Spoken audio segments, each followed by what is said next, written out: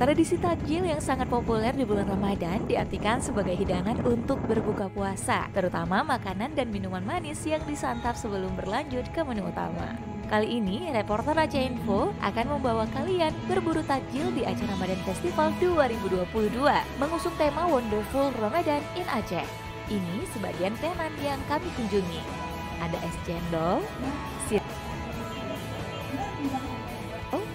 sirbo, bahkan ada croissant, dan gak lupa juga ada gorengan.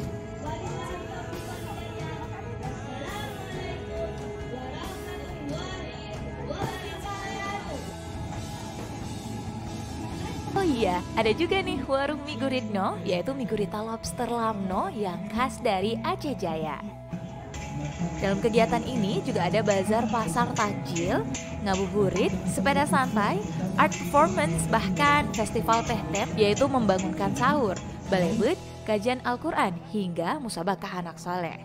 Selama event ini berlangsung, setiap harinya panitia akan menyediakan takjil tradisional yang dibagikan secara gratis bagi pengunjung. Kebetulan hari ini ada kenduri kanji rumi bersama food vlogger Benu Bulu.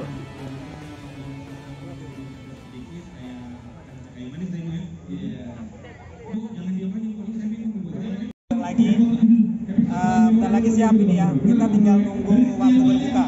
Bu, ini berapa lama masaknya, Bu? Berapa lama? 1 jam ya? Betul apa nih 1 jam masaknya? Bumbunya apa aja, Bu? Boleh jelasin?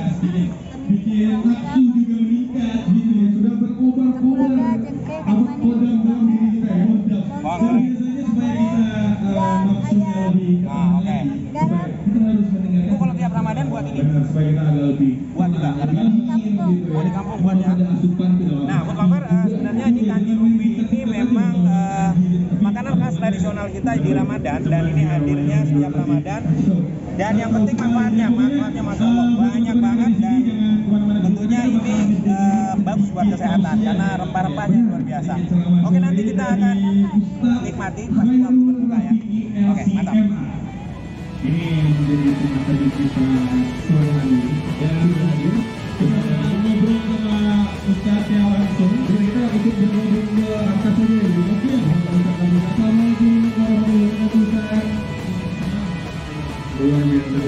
Nah, cocok untuk kalian ngabuburit dan juga berburu takjil.